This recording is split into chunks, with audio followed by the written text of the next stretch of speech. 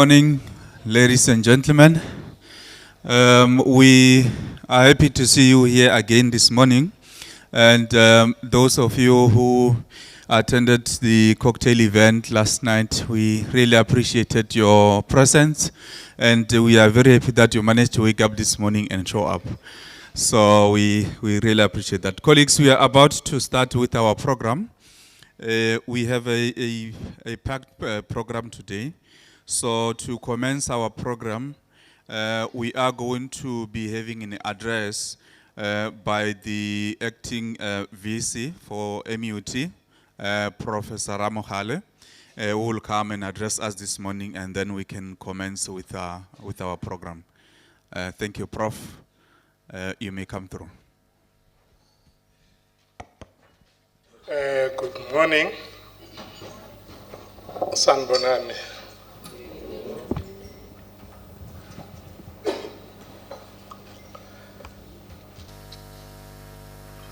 I've been asked to do a brief welcome address.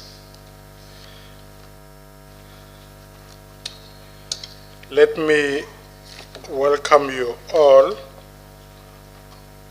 to this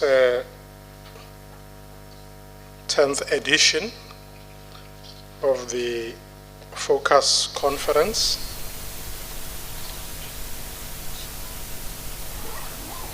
(2023) is a special year for us at MUT because we are celebrating the 10th anniversary of this conference, and we are also celebrating the 10th anniversary of the TLDC, the Teaching and Learning Development Center.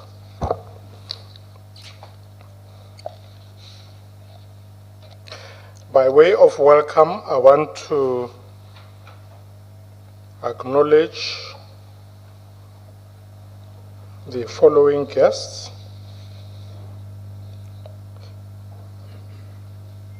We have the University Administrator with us,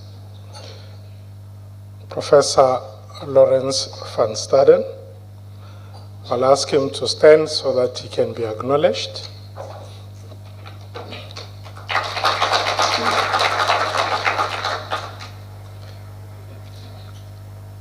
We also have a guest from the CHE, Dr. Britta Zawada, if you can stand and be acknowledged.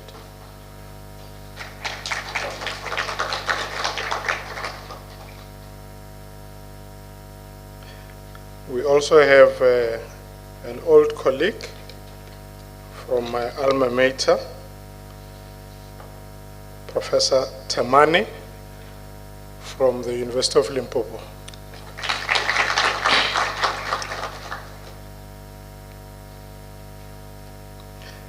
We also have in our midst an old friend of MUT, Professor Khala from the University of the Western Cape.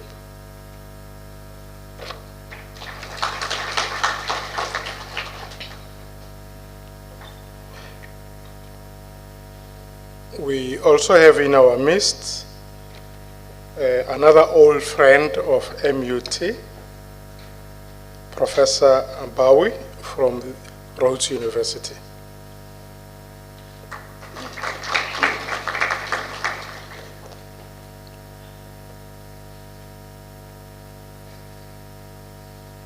I understand that Professor Bowie will also be giving a keynote address today.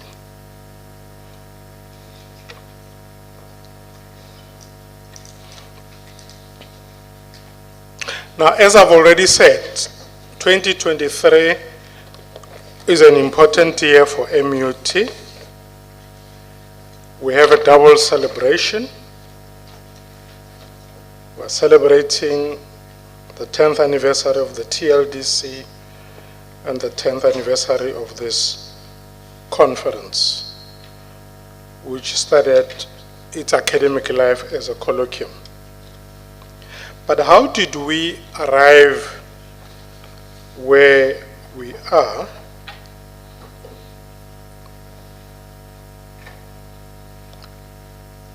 Ten years ago,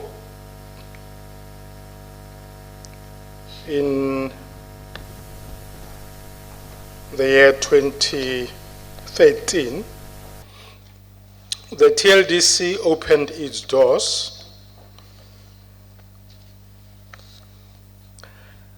This happened after the university had recognized a critical need for a dedicated academic development unit to provide teaching and learning support to staff and students.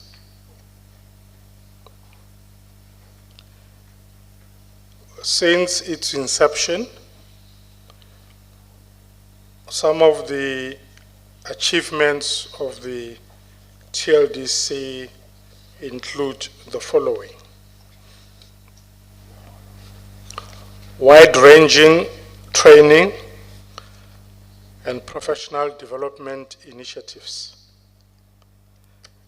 with a focus on upskilling lecturers to become conversant in e-learning and blended pedagogies.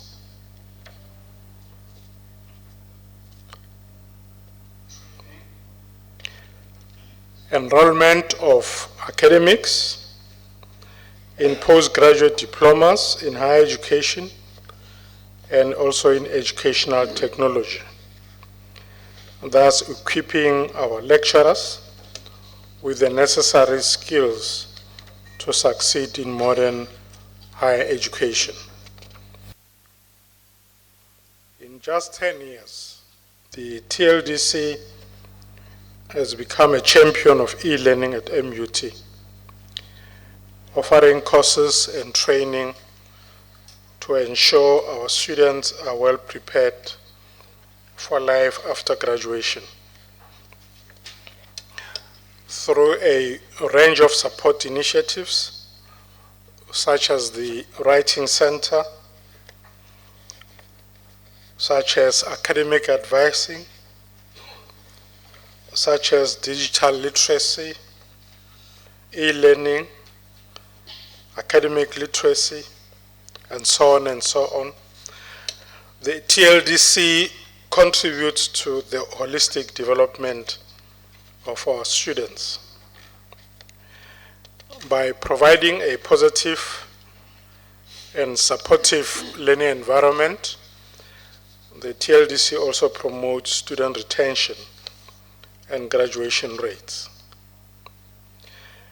Beyond the support for staff and students, we have also witnessed an incredible progress by the TLDC in promoting the scholarship of teaching and learning, not only at MUT, but at the national level too.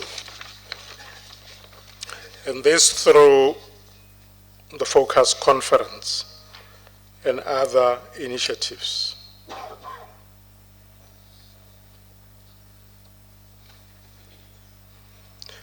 This conference, which has now become a premier national conference, attended by over 150 delegates annually from all universities in South Africa, is indeed a remarkable milestone for MUT.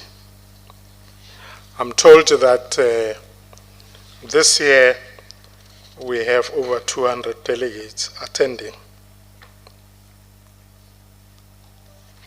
And significantly, the Focus Conference has published its first conference proceedings, and this happened in February of this year. This is an important milestone for the TLDC and MUT. Indeed, great strides have been made since the commencement of the Focus Conference, which began its life, as I've already indicated, as a colloquium. And coming out of the Focus Conference, we now have a 322-page scholarly book that was edited by Dr. Makua, our acting DVC Teaching and Learning, and Dr. Mariam Akinlolu, a postgraduate doctoral fellow who spent some years at our Faculty of Engineering and is now with the London Metropolitan University.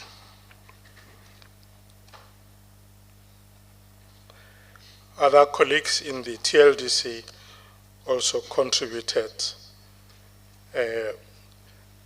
in terms of co-editing of this book.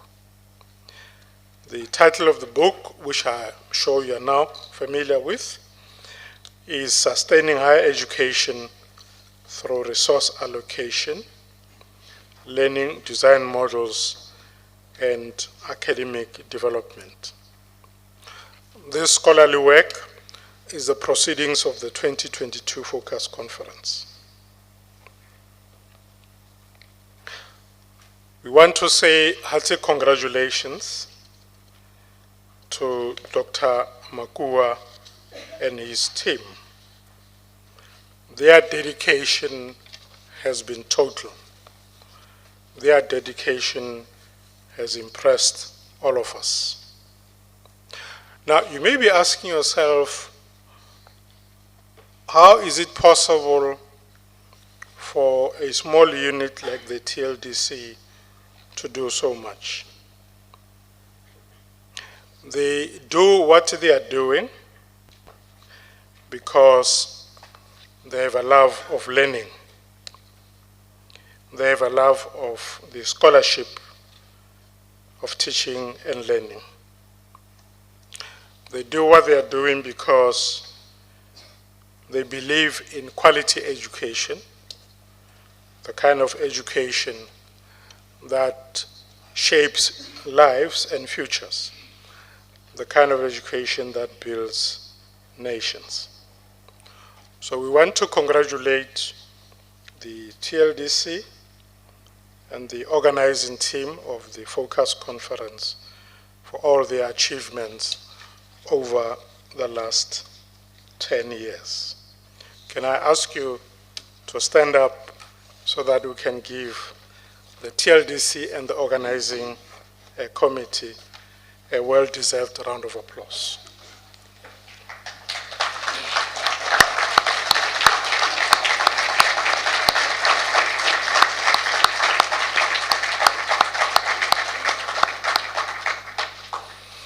Siyabonga. We hope your achievements, Dr. Makua and your team, will be an inspiration for many other people within the university. Let me then wish you fruitful exchanges today and tomorrow. We look forward to wonderful engagements, and we look forward to outcomes that will make it possible for us as the university and for all of us as academics to promote the scholarship of teaching and learning.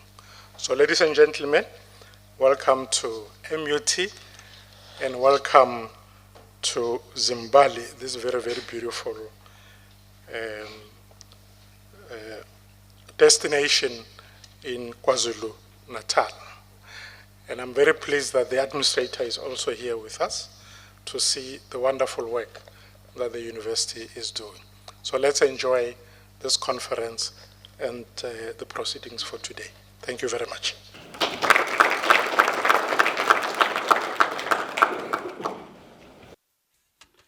Thank you so much for your attention and for attending. And I'm sure that if you are attending the conference for the first time, you now have the gist of where this whole project comes from and how and when it started and where we are in terms of our achievements. You will understand why we feel we need to make noise about this. But it's all because of you. And we appreciate you, we appreciate your commitment and your support. I'm not going to be long here. The people that you see in the front are the people who make this happen. You may be seeing what you are seeing now and wondering how all of this is possible. There are many, many, many hours, I can tell you hundreds and hundreds of hours that they put into this project in preparation for an event like this. And they do this over and above the work that they do at the university for no extra income at all. They have jobs that they do and they do them very well, but they still find time. And they pull me all sideways all the time. My executive PA is now used to them, to them piling up my calendar with meetings to plan for an event like this. So I really appreciate them. They are indeed a world-class act, I can tell you that. And what I like is that they now understand how I think and they understand what I expect from them. I can certainly sit back and close my eyes once I assign them a task because I know what they will do and it will always pitch at the standard that it should pitch at. The reason you're seeing them here this morning looking snazzy as they are, it's because I just want to give them a moment, just give them this moment.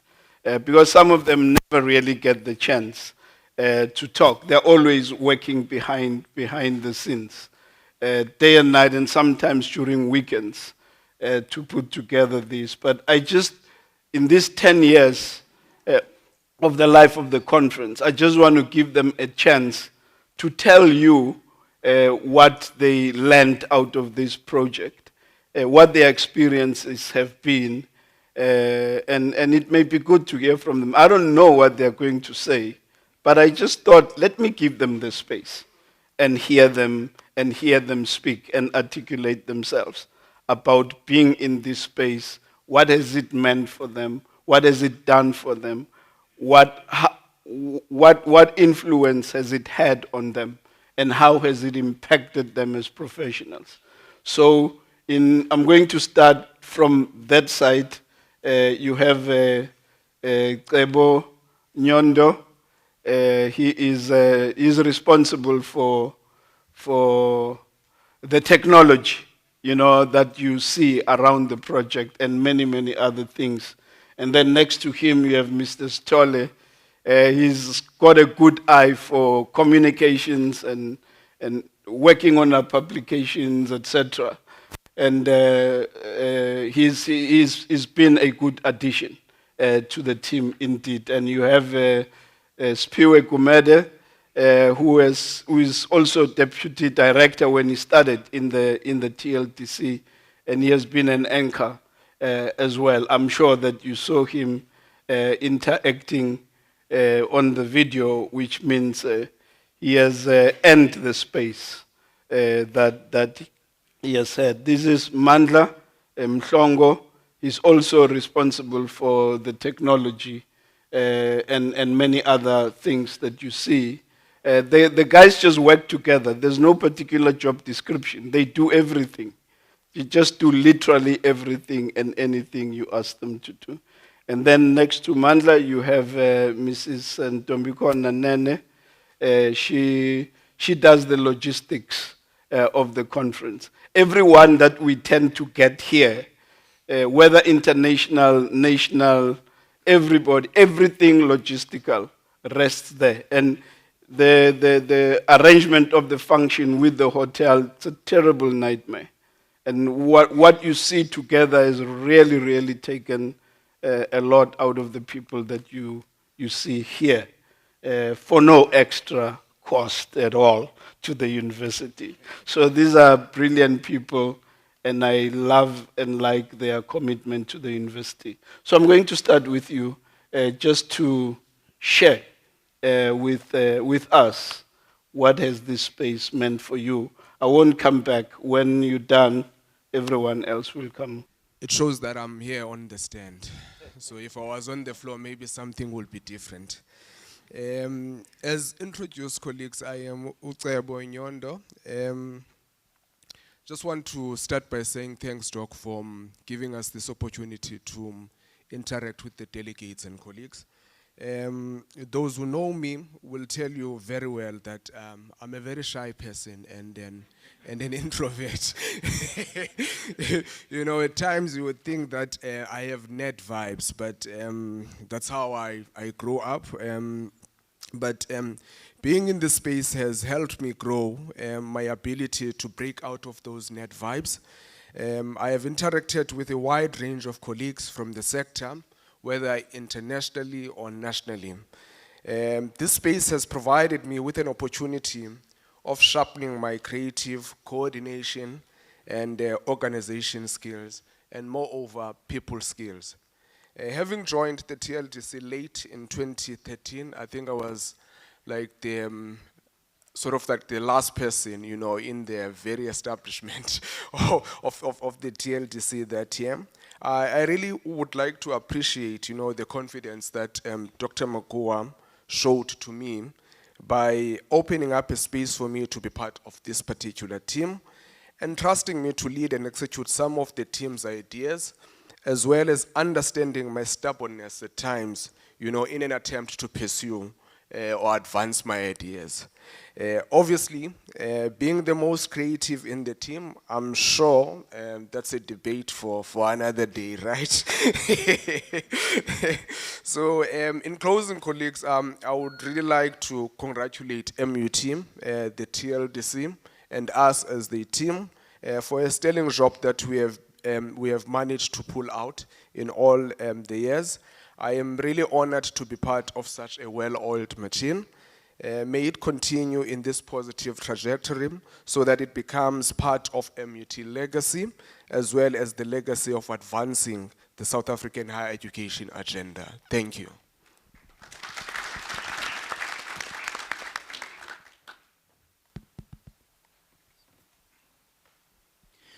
Good morning once again, ladies and gentlemen. I am the lad Lameki in the team.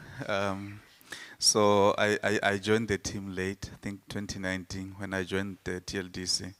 And one of the first things that you immediately feel when you join the TLDC is that it's a high performance kind of an environment. Those of you who are familiar with management scholarship, you would know what characterizes high performance teams. So when I came in, I found a highly performing team with the highest possible standards. And I remember my first meetings with Dr. Makua and Dr. Gumede. Just from their facial expressions in J, I could tell what is expected of me. And that has also allowed me to do my level best in terms of my contribution within the team. Doing my level best, but also learning from their leadership. I can tell you that I'm a very analytical person, so I've analyzed them as my leaders and also all of the team in terms of their characters and so forth and so on, and I've learned a lot. Dr. Makua mentioned earlier on that the team understands his vision, and I think from myself as a leadership takeaway is that he's able to communicate his goals clearly and with the most motivating tone ever. So when you see this team performing the way it is performing, is because leaders, our leaders like Dr. Makua and Dr. Gumede are able to clearly communicate what is expected of them. Colleagues, if you are presenting an abstract, you have surely gotten an email from me, which is another space of growth for me ever since I've joined the conference team and the TLDC. to really grow within the publication space. And even ourselves, we are busy publishing papers and book chapters and highly involved in research. So that was for me one of the biggest takeaways. Colleagues and the teams, congratulations on the 10-year milestone. And I can assure us that we will continue to build from where we are. What you see today, when you come back next year, what we promise you is that you are going to find even better. Thank you.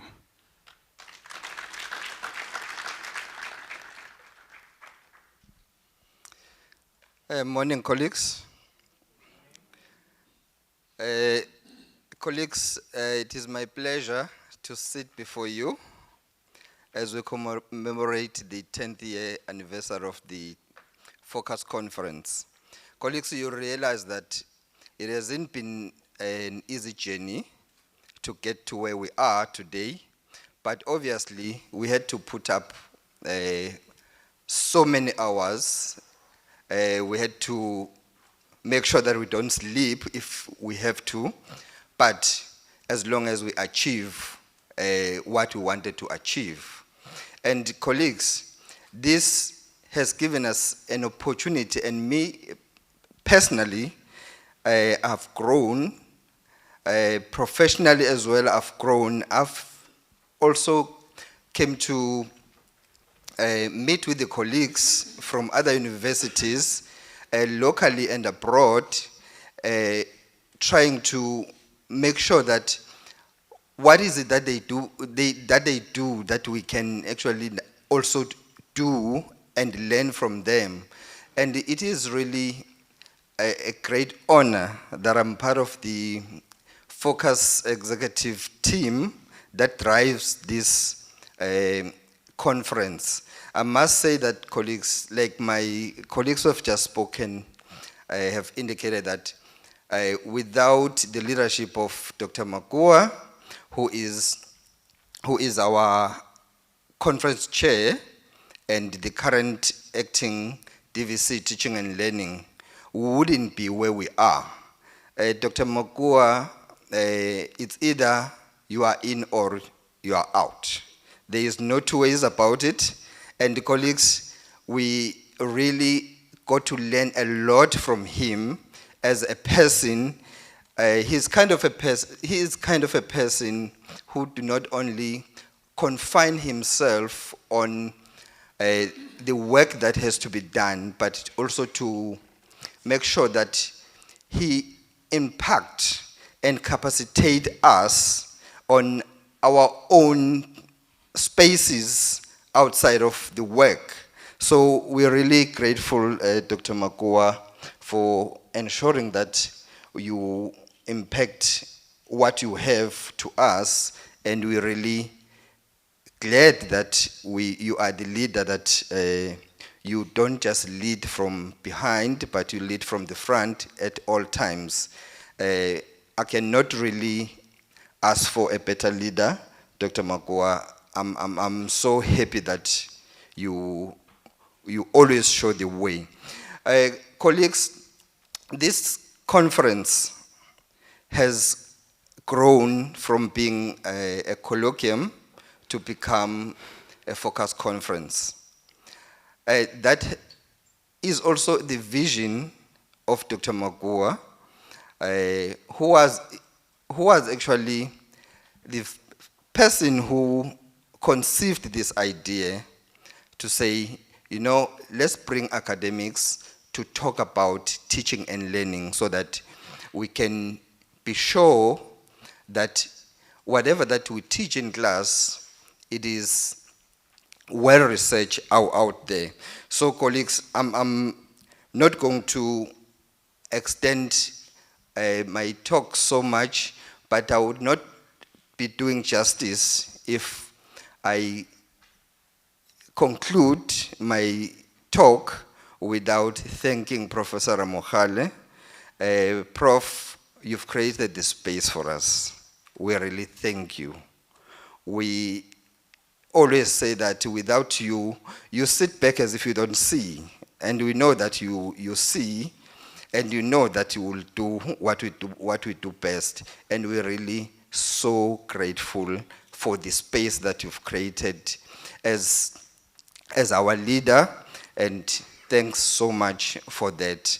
Colleagues, I hope you will enjoy, and I do hope that anyone who is here is not the last time. You still gonna come many, many more years. Thank you, colleagues. Good morning, colleagues. Like I've been introduced before, my name is Mandla Mhlongo.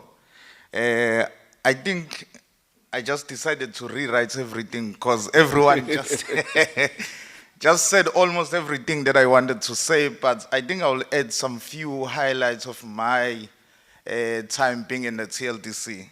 Well, before I joined the TLDC, I can share with everyone that I was very scared because everyone was telling me that Dr. Makua is a non-nonsense type of a person.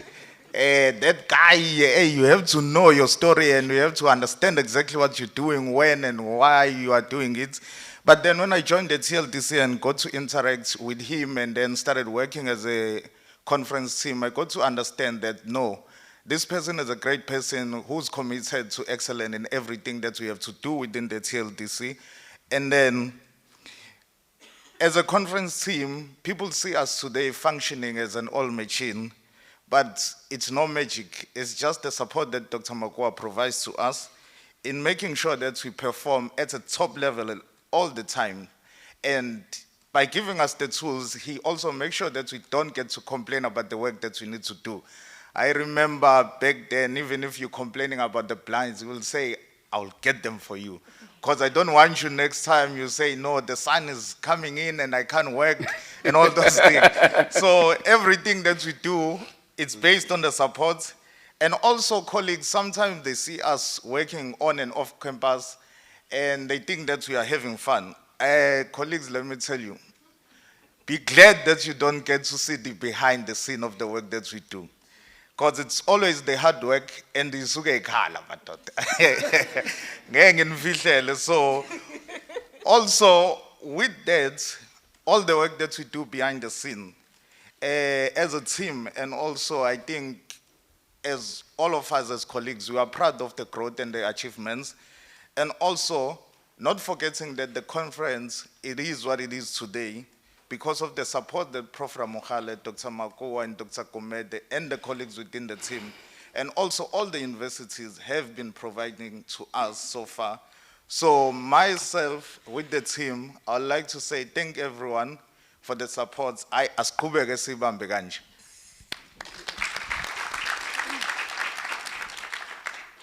Good morning, colleagues. My name is Ntomkhona Nene, the rose among the thorns.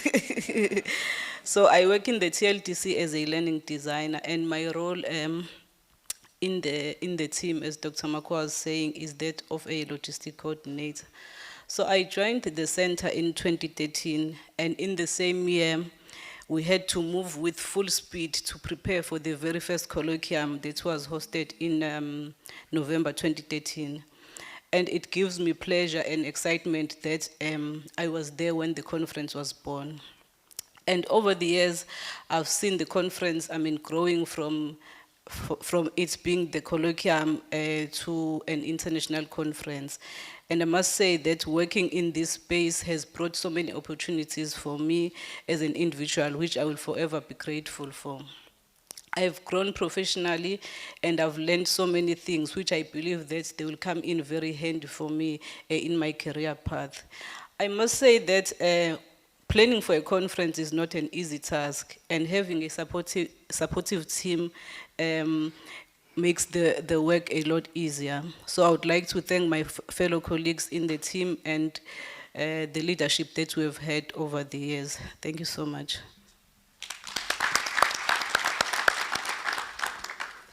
Yeah, I think that concludes. I think they've said everything. I'm not going to say anything more because I have an address to make immediately after this. But thank you so much to all of you, and thanks, Prof. Ramohale. accolades that you got from the colleagues are really representative of how we feel and how they feel about the space the university has created to be here. And the conference has become an important source of third stream income for the university, mainly because of the work that they do. You will be amazed that the university doesn't fund the conference, if you were to think about it. The university doesn't. We don't even ask the university for money. So, but these are smart, very smart people. So they know what to do and how to do it. But I'm sure that one day if we ask, they'll say, no, you can have everything you want. But thank you so much, Prof, and thank you so much to all of you, ladies and gentlemen. Have a great day, may the Lord bless you. But I'm not leaving the stage. They are leaving the stage.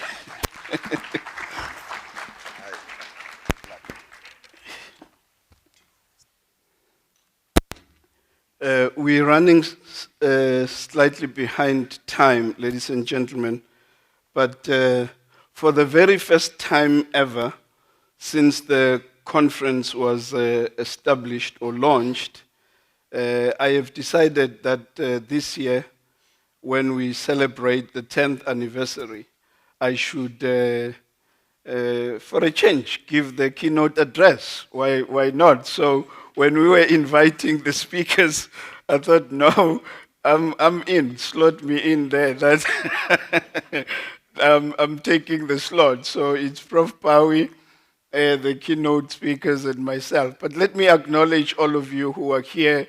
Prof. Van Staden, thank you so much for being gracious to accept my invite to come, and everyone else who has been acknowledged. Prof. Pawi, it's your second time to the conference, and thank you for your very deep insights that you always share with us.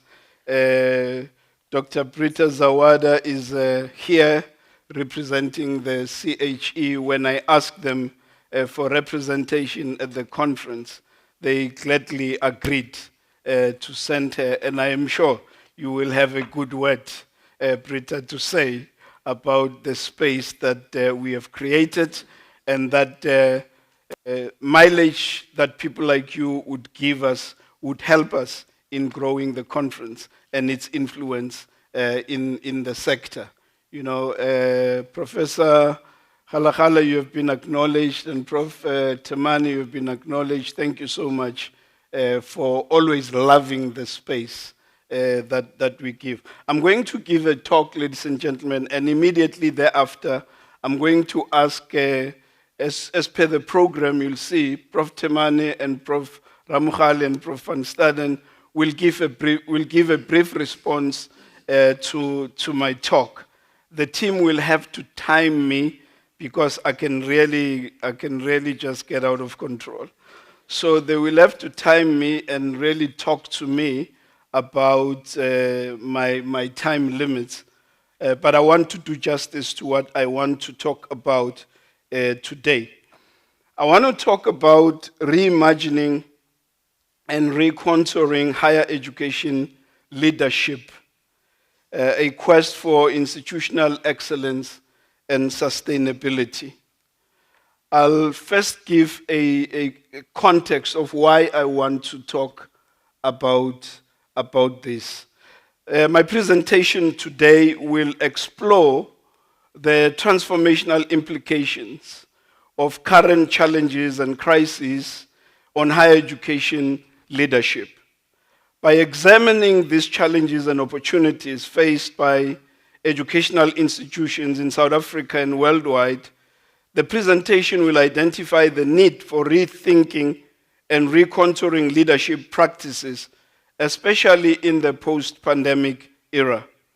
I will argue, ladies and gentlemen, that effective leadership in higher education must adapt to changing circumstances, prioritize strategic decision-making, foster innovation, and enhance digital capabilities, and also ensure academic continuity.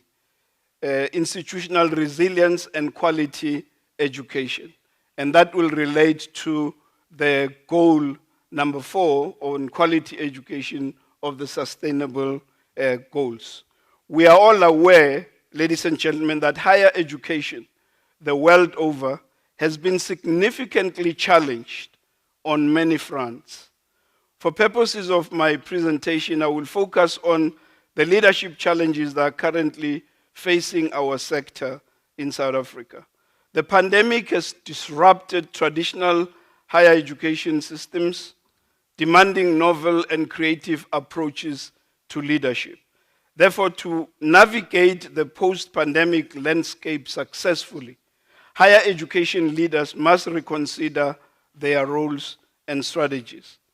Building upon the rethinking of leadership, this presentation will outline mainstream leadership discourses and counter discourses and initiatives that could assist in recontouring leadership in the post-COVID era. The structure of my presentation will look something like that. This works. Okay. Let me just go straight. I've got a lot to say, but you've got a job to time me so that I say what can be said within the time that we have. Just broadly, ladies and gentlemen, this is what I want to locate my talk within. That quality education cannot happen in isolation. And as it stands, we have many crises and challenges in the country where higher education is concerned. And I will talk about those just from what I'm saying now. It's therefore important that the role of leadership be recognized in creating stable higher education institutions. The impact of leadership on higher education's core business is important. We need to talk about the scholarship of leadership discourses as well. Now, what are the many challenges and crises that are currently facing our system in South Africa? Well, you will know we're dealing with the lingering legacy of COVID-19. And I won't say a lot about it because we all are dealing with that. We've all gone through that. And we know what it is that our higher education institutions are still dealing with as far as the impact of the pandemic has been on us and the system. The other challenge and crisis that our system is dealing with is the impact of a struggling economy on higher education. If you have an economy that is not growing, an economy that is not creating jobs, an economy that is not motivating other sectors of the economy to grow, and you have challenging inflationary tendencies within the system, all of these impact on the capacity of our system to provide and even sustain quality education in the country. The impact of load shedding on university operations is a big challenge for all of us. I mean, not all institutions are that rich that they can provide backup power to deal with the challenges that load shedding is providing. And therefore, these things are weighing heavy on our system, on the capacity of our system to provide quality education. The sustainability of NSFAS funding and unpaid student debt. This is a big issue. I mean, if you quantify what universities are owed across the country, it's staggering amounts of money. And now the bigger question also comes where NSFAS is concerned, that how sustainable is this NSFAS over a long period of time? You will know that currently most of our institutions are on their toes as far as what students are doing is concerned, where NSFAS is concerned. There's actually, one could literally say there is chaos in that space. And while they are dealing with the chaos, that is impacting on university operations. So the sustainability of this also comes into question, especially when you begin to see the Department of Higher Education beginning to trim funding that goes to universities and redirecting it to NSFAS. I mean, at some point there was an article, Prof, that you shared with us that the country is running out of money. You know, when a country is running out of money to finance its commitments to the citizens of the country, what do? Do you print money? No, you can't print money, because if you print money, you're creating inflationary problems within the system. And sooner or later, your inflation goes out of control and your currency becomes valueless. I don't want to quote neighboring countries which have an inflation which runs into 3 digits. So we don't want to go that path. So that raises many questions for us. The cascading effects of political instability on higher education cannot be ignored as well. If you have political instability, you obviously will have to deal with that instability cascading into higher education. We have a debilitating student entitlement culture, which is a crisis and it's a challenge for higher education in South Africa. Students seem entitled. No, they don't seem entitled. They are entitled. You're dealing with students, and students thinking in this country, it's so unfortunate. But you can also blame it on the politics of the country. You can blame it because the entitlement that students have has a source. It doesn't happen in isolation. It's got a source. Because if you deal with politics of populism, populism will always make promises that it's not able to keep for political reasons. And when that happens, the people who suffer will be key institutions like higher education institutions. So that culture is a problem. And that culture even lends itself to criminality. I mean, look at what is happening at UKZN, the PMP campus, the destruction of property, wanton burning of property. That's basic criminality that seeps into the system because someone feels that someone owes them something. They need to give me something. It belongs to me. You know, most of us who are here, I'm standing here, I went to university without NSFAS. I went to university, I'm coming not even from a family that could afford my fees. But I had to think as a young boy. I had to think on my feet. How will I make this work? And my story just reads like a novel if you want to know how to make that work. And those kind of experiences develop most of us to become who and what we are, because they develop character. But if you look at what is happening within the system now, you're asking yourself, will we ever get to a point where we address the issues of inequality in the country with what is currently happening to our students or through our students? That's a talk on its own. You can invite me to your university. I'll talk about that. But you see, the other issue in the system, we're still dealing with higher education transformation. I'm going to go through with lightning speed now. Inequalities in the system. Professor Bowie talked about that yesterday, and we tried to address it, but because of time, we couldn't go into the depth of that. We have graduate unemployment, but there I put something next to it. I say, do we have in this country, ladies and gentlemen, do we have a problem of unemployment or do we have a problem of unemployability? You know, I want you to think about it. You know, is it unemployment or is it unemployability or is it both?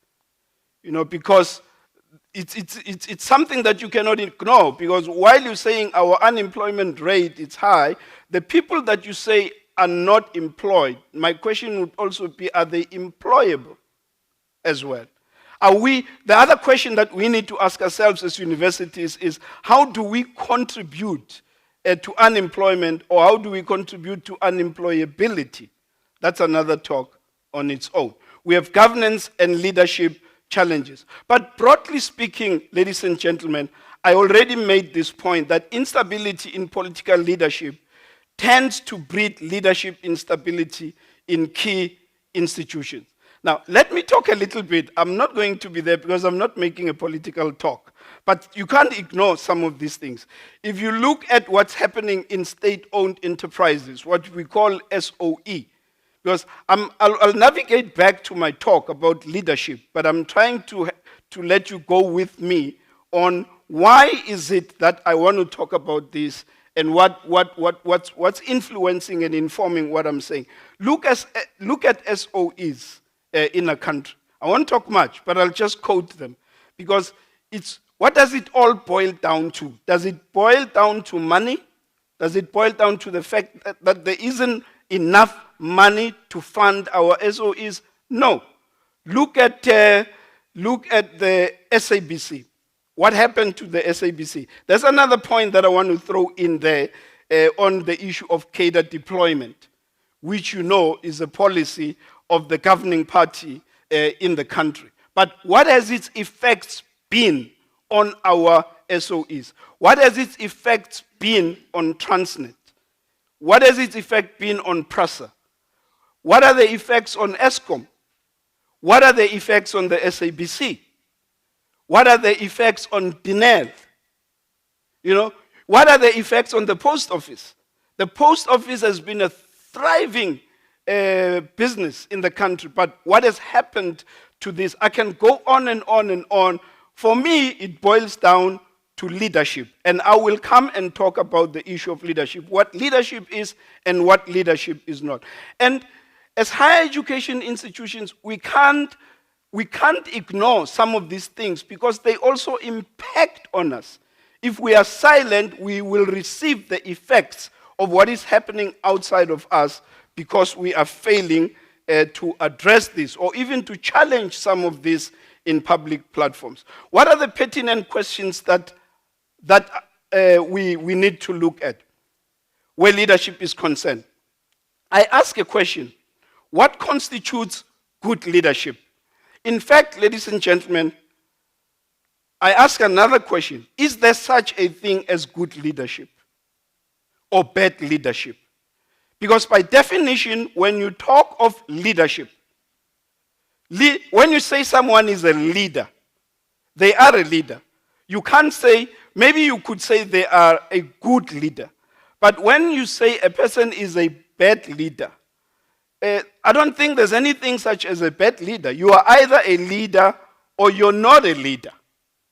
Because the word leader itself means you have certain qualities that put you aside. So that can be bad because you have leadership qualities. Already you have distinguished yourself that you are not a follower, but you have traits that set you apart as a leader. I can give you a leadership masterclass at another time. What makes a leader, ladies and gentlemen? And what do leaders do? How do leaders look like? I don't mean physically. How do leaders look like? And here is this other question. Are leaders born or made? I know we used to deal with that question at high school. You know, that debate's still there. The nature versus nurture conundrum. Are your leaders born or are your leaders made? You can talk of the theories of leadership around that, but I'm not going to answer that question for you because that's not where I want to stay. What type of leadership do our higher education institutions require? And the other question is, what has the pandemic taught us about the caliber of leadership that we require? That is incomplete there. How leadership at various levels in an institution affects core institutional business. In a university, you have various levels of leadership. You have heads of departments, you have deans, you have executive leadership, and you have directors and everything. They're in leadership position. I'm going to ask you another key question that comes out of this. But we will also focus a little bit on what does research say? What is the current research around leadership issues in higher education? What we do not need as we talk about what leadership is and what leadership is not. What we do not need in our higher education at any levels of university business, because if you have dysfunctional heads of departments, already you have a dysfunctional university. If your heads of departments don't understand the academic project of the university, or don't even understand their roles as heads of departments, and don't understand what is required of them and what they need to do to provide leadership in their spaces, they affect. You can have very good leadership at the top, but if the leadership at different levels of the university is poor, it impacts on the performance of a university. And therefore, we also need to think about what kind of people should we be bringing into leadership structures and positions of a university. This is what we don't need. We don't need leaders who put their heads in the sand and ignore the problems that are happening around them. The ostrich mindset, as it were. Isn't it? We are told that when an ostrich sees danger, it does exactly that. It puts its head into the sand and it feels it's safe, but the whole body is exposed. You see, but because the hearing and the sight is in the sand, it feels it's safe.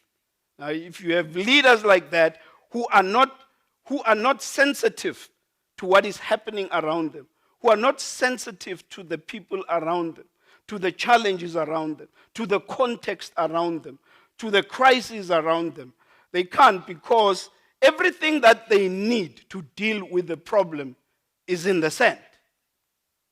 So, what do we need? All organizations need visionary leadership. In actual fact, those of you who do go to church like I do, you know there is a scripture in the Bible that says, where there is no vision, the people perish. And that is why, every organization, every university, every institution has a vision. And out of their vision, you have a mission. And out of all of that, you have strategy. All the plans are made around that. But where there is no vision, everyone goes into any direction that they want. So what we actually do require, we require visionary leadership. If I have time, I will come back to that. What leadership is not? Let me just talk a little bit around that, ladies and gentlemen. Leadership, how am I doing? Am I going? Leadership, ladies and gentlemen, is not a position. Let's just get that clear. Leadership is not a position. And a position doesn't make a leader. You know, you have people who love positions, but they're not leaders.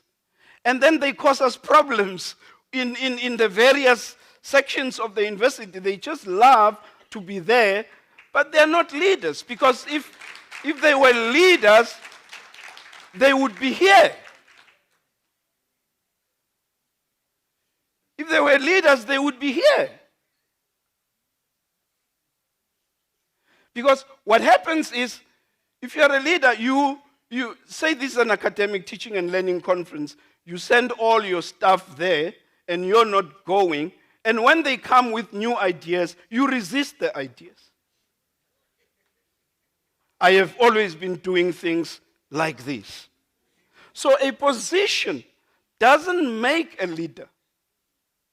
Because you know what is often said, that when a clown goes to a palace, the clown doesn't become a king, but the palace becomes a circus. That's what happens. Because the people who go there will inadvertently change the space to represent them and their thinking. So leadership is not a science in a sense, but it's an art. And as such, it can be refined and perfected over time. So there comes that question of, are leaders born or are leaders made?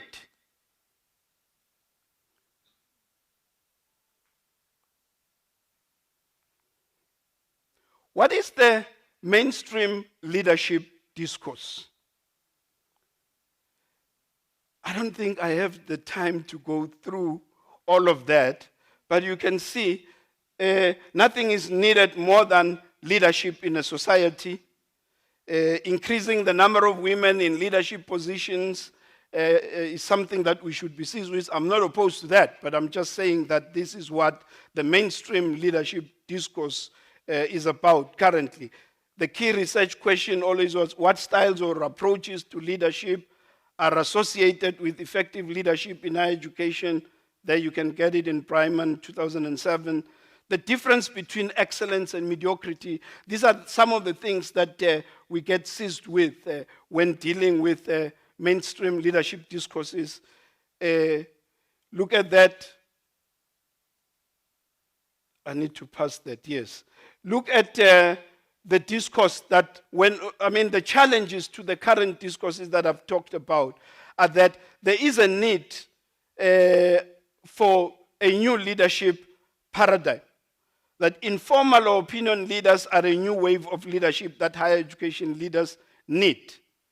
According to Suerin and Holmberg, they suggest that leadership in higher education is an ambiguous and contested practice. You can go on and on and on.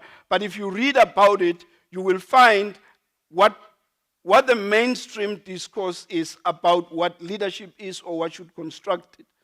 But then you find this new thinking about leadership that comes in to say, but we're looking at the wrong things.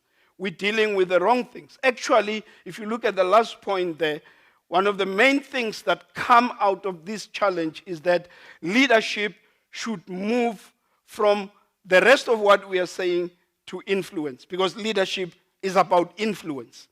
Good leaders influence their spaces. And if you're a good leader, people don't struggle to follow you. They don't struggle to follow your ideas. They don't struggle to be led in your spaces. And think about our system and our higher education system. I don't really want to go deep into what is happening, but you will know that in South Africa, you have issues with our institutions currently. We have issues.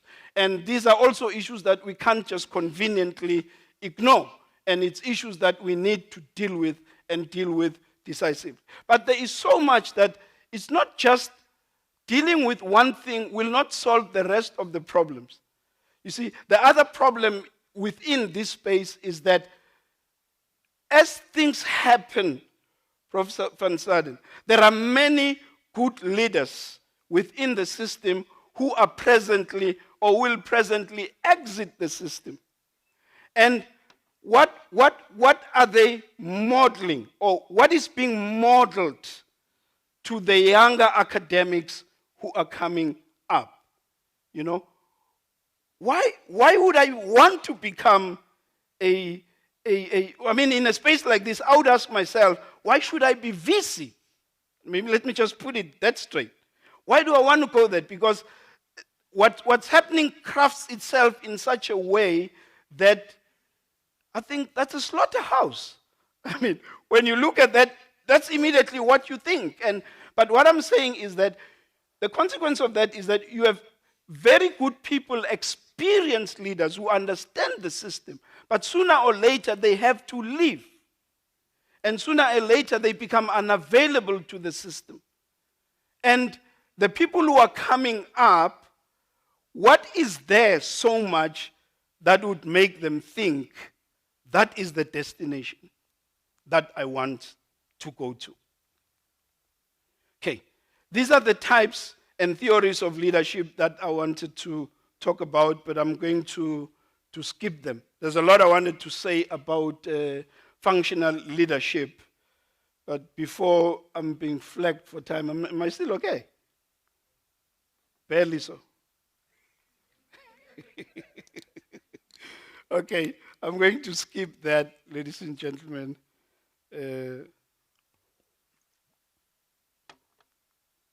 And come here. This is what you may want to read, this reading list. You may want to read a bit about this to understand more deeper the issues that have been raising. You know, that's a reading list that I've been looking at, but it's got very interesting concepts and ideas about leadership. There it continues again, reinventing leadership, distributed leadership, beyond leadership, zombie leadership, demythologizing leadership. Is leadership a myth? In conclusion, ladies and gentlemen, let me make my favorite quote from Shakespeare that kind of will conclude what I want to say. And I just felt, as I was working through this, I just felt a sense of urgency for what really needs to be done to make sure that we function, to make sure that the sector functions, to make sure that we get the right people that function, the right people who understand the system, the right people who understand what leadership is and what leadership positions in a university mean. Shakespeare says there's a tide in the affairs of men, which taken at the flood, where is it? What happened? Which taken at the flood leads on to fortune. Omitted all the voyage of their lives is bound in shallows and miseries. And then he says, on such a full sea are we now afloat, and we must take the current as it serves or lose our ventures. I thank you, ladies and gentlemen. I hope I did my job as far as that is concerned. I wish I could have gone more and more, but I don't want to affect the program. We already challenged.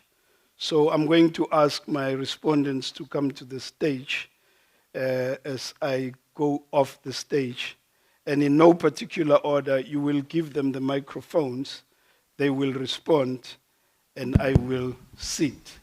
These are veterans in the sector, so I guess they know more than I do. They'll probably say, give context to what I've been saying.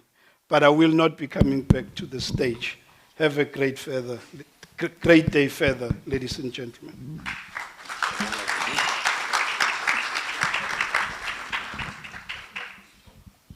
Thank you very much, Dr. Makua, for your insightful speech or lecture. And good morning, colleagues. This is an inspiring discussion. I just want to raise a few things in response to Dr. Makua's speech. I'll talk about basically four things that I draw from your speech. Number one is about change. Fulan, I think, is a well-known fellow in leadership, in educational change, has intimated that as long as we want to change and we don't have the structure that is built to accommodate that change, change will not happen. So you remind me of his thoughts about the importance of creating a structure for change to happen. What I observe in higher education, in certain universities, of course, is that people desire to change. They have missions, they have state visions, they have what and what, strategic plans over and over again.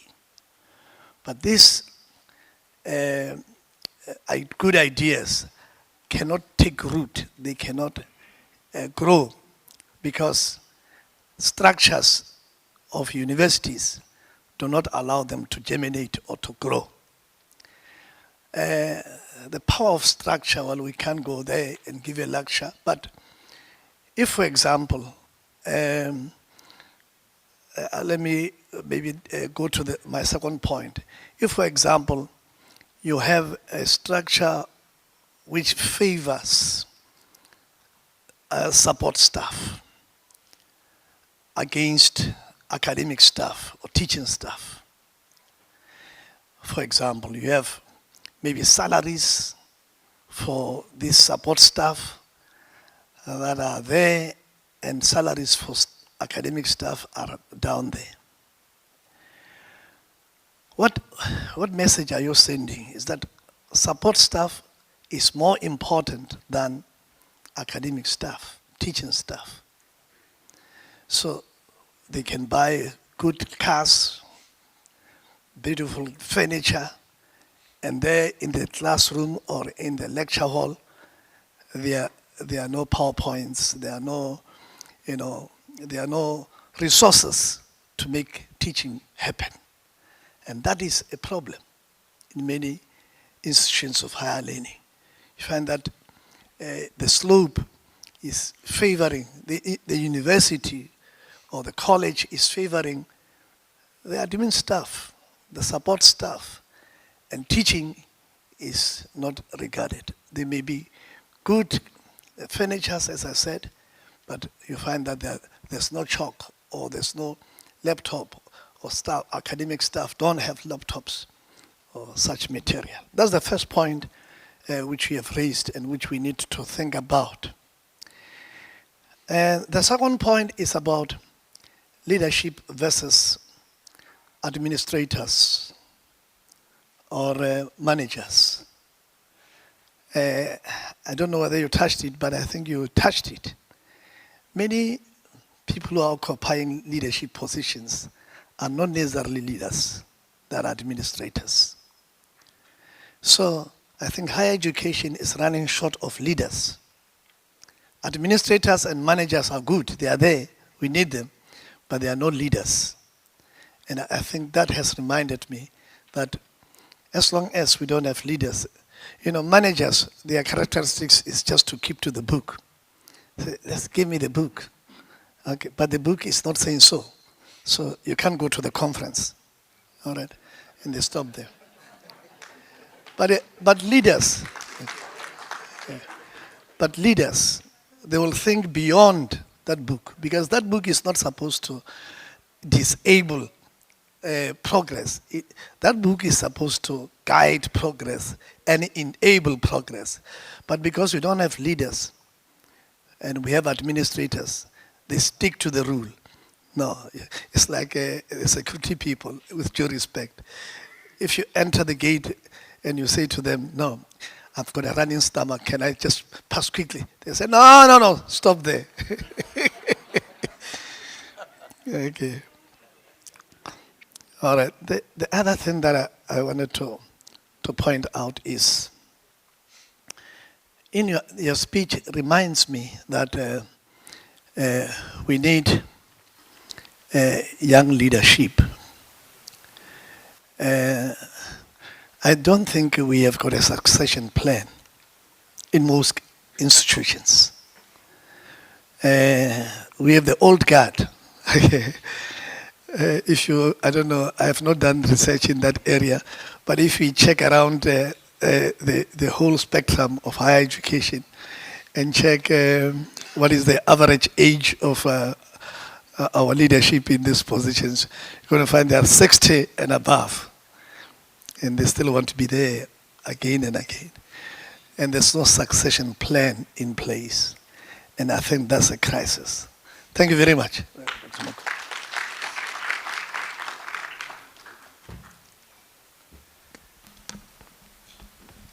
Good morning, colleagues. Sawubona.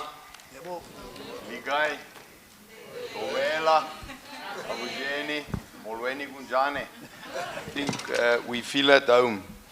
Colleagues, Prof, I don't know what happened between you and me. Some of the issues you've touched is really, and I'll show you why, it's in paper, I'm not sure whether it's the people above 60 thinking the same. Colleagues, from my side, I would like to say a few general things. I'm very impressed with the name of the conference. I must say, initially I thought, focus of what? So I think it's a very unique and very impressive name, and I will elaborate a bit on it. Browsing through the program, Dr. Makua and your colleagues, it's a very impressive program. You've got a wide variety of issues unpacking the teaching and learning, or is it learning and teaching? Or is it teaching and learning with technology these days? All right. So I just wanted to say that. But from my side, I've been appointed as an administrator, but I'm not an administrator. At heart, I'm an academic. I've been DVC TLT for a long time. It's not about me now, and I've done my time as Vice Chancellor. I was lucky to do more than one term, very lucky. Otherwise, you hit the road. That's the trend in South Africa. Now, I want to say a few obvious things. Teaching and learning is at the heart of any university. It's about teaching and learning. Some call it, Jonathan Jansen like to speak about the academic project. I'm not necessarily a fan of Professor Jansen, but I know the academic project is the main reason for the existence of any university. Now, I'm very impressed with the word focus on teaching and learning because, as the professor said here, teaching and learning at any university in South Africa should happen by design, not by accident. The structural issues, Prof. And then you've touched on the issue of, by design, didn't want to speak about administrator. I say leadership versus management. Now there I agree wholehearted with Dr. Makua and yourselves that a manager reminds me of a traffic cop, He walks with his book and he's very mechanistic and they like to give you a fine or to tell you where to go off. But I would like to focus a bit on more functional approach in terms of your address. I mean, we can, as leaders, speak in general terms until the cows come home. We need to be specific and have a functional approach at the university. Therefore, your strategic plan of the university is key. Sorry, Prof, I will frequently look at you because I'm just trying now to build on some of the issues you've raised. Now, you can have a very outdated strategic plan. Now, I'm talking now executing the core business of the university. But very often, there's a new strategic plan that we are using the archaic policies. The old policies will not help you to execute a new strategic plan. You will remain where you were. So therefore, the one-liner in management sciences is structure follows strategy. Even when you have a new strategic plan, and here I'm thinking in particular about teaching and learning and technology, artificial intelligence, etc., we cannot run away from that. So structure follows strategy. If you don't have the right structure in place, that could be a staff structure and any other structures. More specifically, we are too general when we speak about teaching and learning. Besides the right structure, it's imperative to have a performance management and development system in place. It starts right away from the Vice Chancellor. Now I'm saying performance management and development system, but whilst you have this system in place, development is very key. And it starts all the way from the VC, the DVCs, deans, head of departments, should have that. More important is your key performance areas. If you don't have specific key performance areas for teaching and learning, you just hope that things will happen, but it must happen by design. And it should not be a policing system. The performance management and development areas is key. Another key area is institutional research, scholarship of teaching and learning. It's imperative at all universities. That aspect of a university, you should conduct research by design around those areas to understand it. Here I can think about a few examples like doing some impact studies on your success rates, your pass rates, graduation rates, throughput studies, etc. are very important at the various levels within the university. Very key is what I also see here is academic support services for academics and your students. Curriculum development and support is very key. You spoke about unemployment, etc. You might have the best intentions in the world, but you might have a very irrelevant curriculum that is taking your students south, and there's almost not serving the economy of the country. That's key. And the other support services for staff and students, like your psychological services, you know, all the related support. I'm moving towards the end here, and then a part of the structure is what I find very useful is a body what I call Student Services Council. This is a body where students have their own council and can directly feed back into the university and to counsel about their learning experiences at the university. And it should be a safe space for them to reflect, obviously, together with the academics. What I also find is, Dr. Makoya, you mentioned about resource allocation. The book that you guys released is very impressive. Late last night I worked through it and I just checked the heading. I think the whole issue of resource allocation to universities are imperative. In actual fact, with the funding dwindling in the higher education, universities, I think, would need to have a sophisticated resource allocation model. You should not haphazardly allocate your resources. And there's also no point in having a strategic plan to cover teaching and learning if there's not a budget for those activities, because you are wasting your time. So in your strat plan, there should be resources allocated. One of the guidelines is that at least 60% of your salary budget should be allocated to the academic project. That is the bare minimum. Colleagues, I can continue for a long time, but I would like to conclude by saying a successful academic project would definitely not happen by accident. It is by design, and you need to look at the structural and other issues.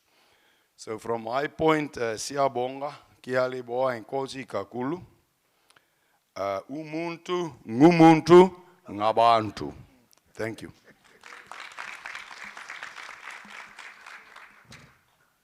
All right. Thank you, colleagues. Professor Tamani, Professor van Staden. I'm going to respond to Dr. Makua's presentation from a slightly different angle. And I'm going to talk about things that matter so much for me, things which I think we are not paying attention to in this country. Now, Dr. Makua talked about the challenges of higher education, leadership, what is really happening in the system. And I've often asked myself, why is it that we have so many problems in our higher education system all of a sudden? Universities are going through all these challenges. And I've done my own analysis of what I think are the issues, and this is what I'm going to share with you.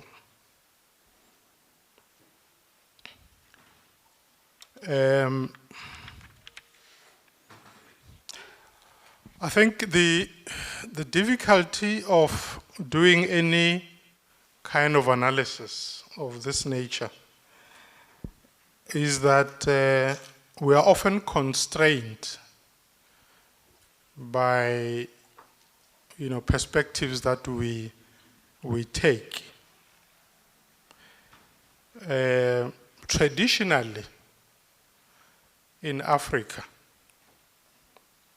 when you encounter a problem and you want to find a solution to a problem, we tend to be outwardly oriented, right?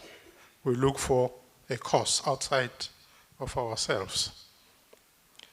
For instance, and this is what used to happen in traditional African societies. If a misfortune befalls a family, or someone in the family suddenly falls ill, what would then happen is, in the past, there would be consultations, right, with an inyanga or a sangoma. And invariably, your sangoma will tell you the problem is external, right? Someone is bewitching you.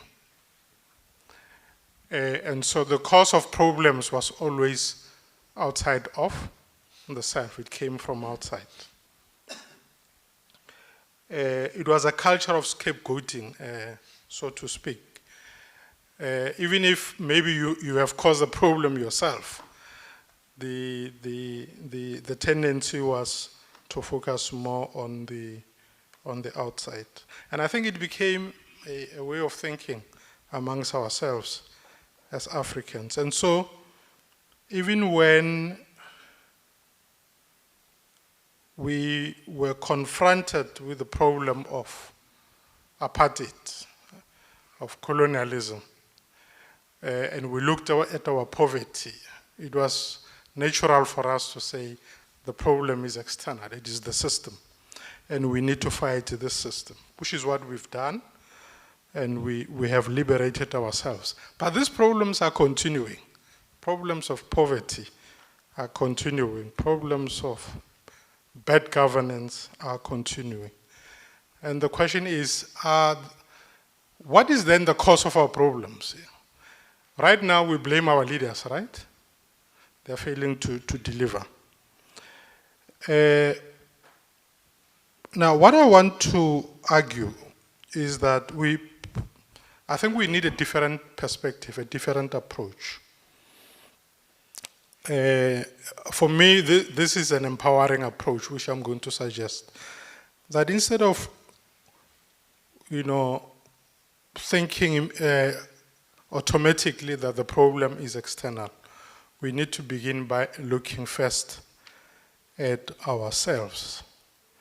And this is what I call self-reflexivity.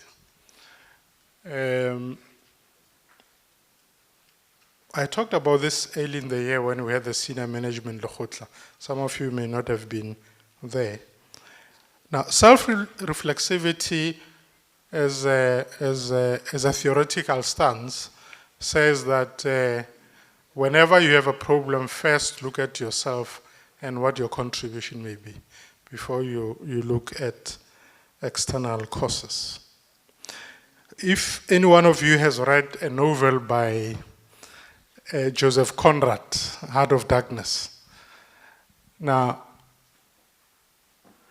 Heart of Darkness, Chinua Achebe many years ago attacked the novel, and he said Joseph Conrad is racist because he sees Africa as the heart of darkness. But when I read the novel, and I actually wrote a paper taking a different position from Chinua Achebe at a conference. It was published by, it came as part of a book published by Columbia Press some years ago. And my position was actually Heart of Darkness is not a racist novel. When I read it, I see Joseph Conrad not attacking Africa as the heart of darkness. He actually says the heart of darkness is in the European. The European who thinks that the heart of darkness is in Africa. Actually, somewhere in the novel, as these people are on a ship going into the Congo, and they're shooting at enemies in the bush, and they say, the enemy's out there. He's actually saying indirectly that their focus is misdirected. The enemy is not out there, the enemy is within themselves. The heart of darkness is actually within the so-called civilized European. Now, Joseph Conrad, in that book, in as far as I understand the book, is actually compelling the European reader to adopt this self-reflexivity, which is what I think we also need to do in South Africa. Now, let's use that lens then to look at what is then happening to ourselves. And I'm going to talk generally about higher education and what's happening in the country. And I'll try to be as brief as possible. The challenges of higher education leadership are mostly at the governance level. And studies have been conducted to show that your major problems at the governance level, because once that level doesn't function properly, the entire system is then affected.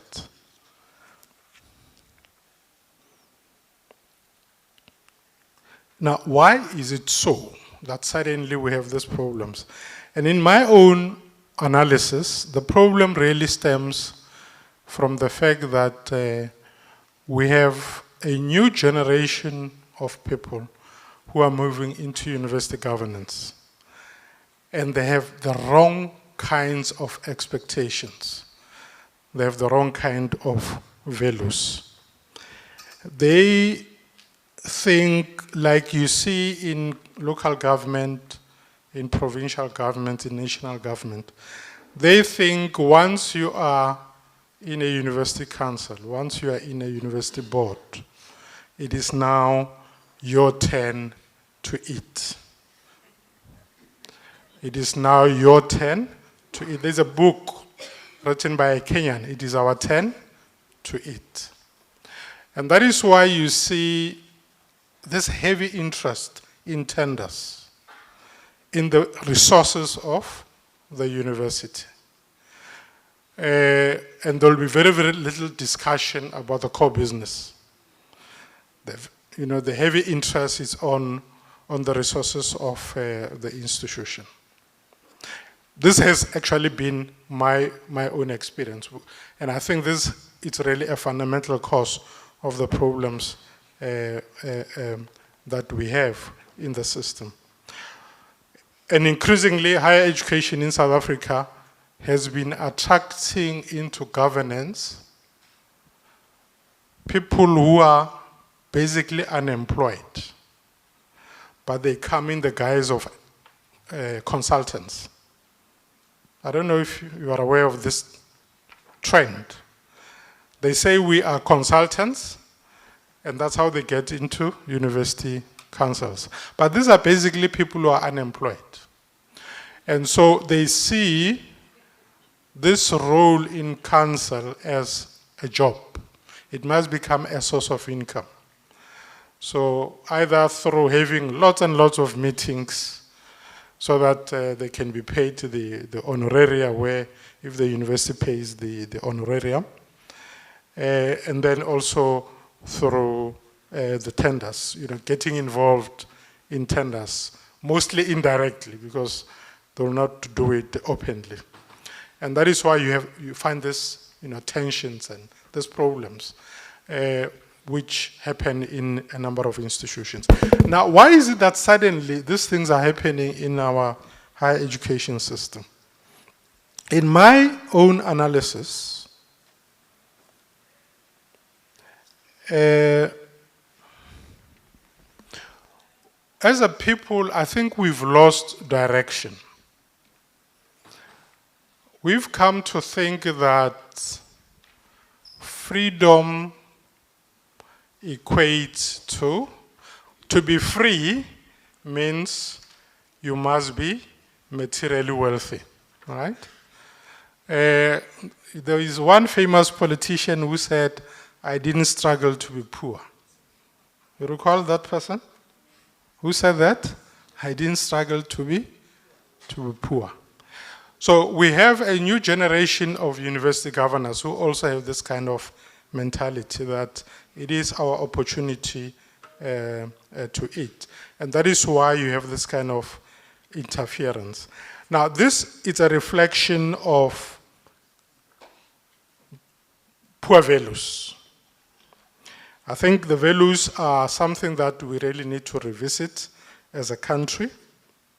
Actually, the World Bank some years ago conducted a study which showed that successful countries, if you look at countries that are very stable, have got good economies and so on, are usually countries that have sound values. They believe in good governance, they believe in law and order, and so on and so on. So the sound values are actually linked to a country's prosperity, at least according to that study by the World Bank.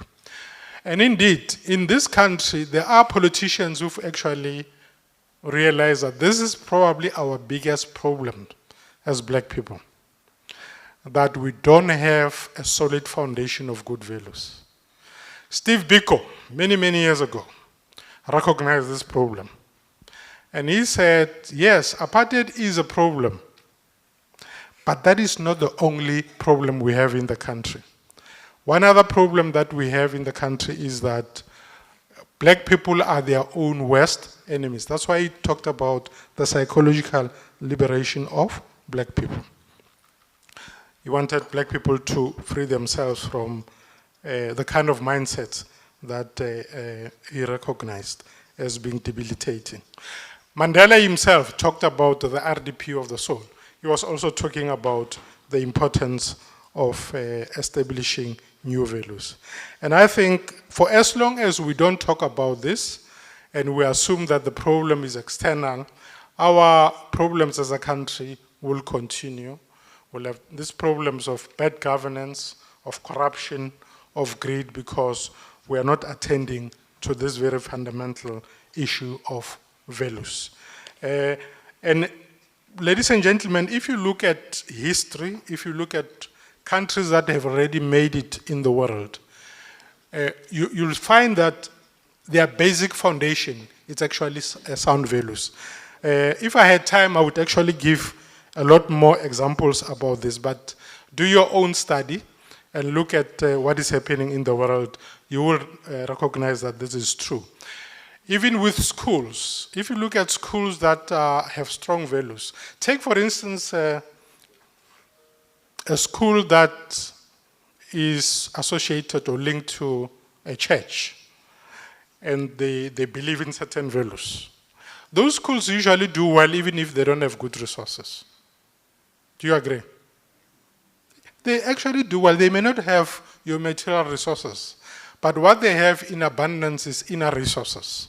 And that's what helps them to perform perform well.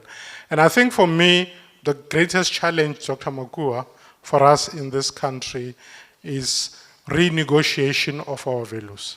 We need to renegotiate our values.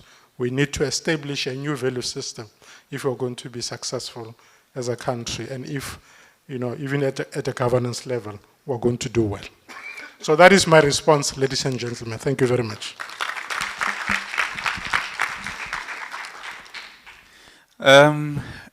Colleagues, I think you will appreciate the difficulty of coordinating a program when your big bosses are speaking.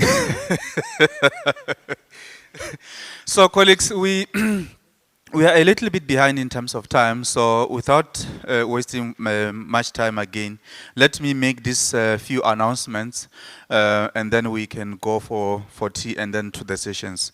The first announcement that I need to make is that if you check on your app, there is a push announcement that came through that says the sessions that were supposed to be in ALU, they are now going to be in Funverse. Funverse is a venue that is on the third floor in the restaurant. It's just next to the restaurant. So please, if your session is scheduled to be in ALU, it's now going to be in Funverse. The venue is in the third floor of the restaurant. So, in the third floor of the hotel next to the restaurant. So I'm sure that you'll also love that. The other announcement regards to the gala dinner. Colleagues, the gala dinner starts at 6:30, Samsung? Yeah, the gala dinner is going to start at 6:30 this evening. Those of you who were at the cocktail event yesterday, please spread the word that no one should miss that gala dinner today. Make sure you are there. You don't want to miss it out. The other announcement that we have, colleagues, yesterday in the bags you were given these things inside this box. If you haven't opened it, I really encourage you to open it. We have given you a very useful tool. So it's an all-in-one cell phone equipment that you need that is going to be very useful. And if you can start using it today so that you can get those notifications on the app, we'll really appreciate that. Colleagues, we will now go for tea. So what's going to happen is that we'll come back from tea at 11:10, exactly on the time. So by 11:10, 10 past 11, please make sure you make your ways in the venue. If you don't know the venue, that is in the third floor, the guys outside with the t-shirts will be happy to assist you. Otherwise, colleagues, let us have a very productive day. Oh, one thing that I need to, I'm forgetting, colleagues. Yesterday we noted that there was quite a few people who were here. We can see that who's here and who's not here. And those people, for some reason, they decided not to go and present their sessions. Colleagues, that is not what you all want. If you are here, you're on the program, please make sure you go to your session and present. Your university has sent you here to present your paper, and the delegates who are also here, they're looking forward to your paper. So let's please make sure that we go and present. Unless under extenuating circumstances, we can accommodate that. Otherwise, good luck, colleagues. Thank you.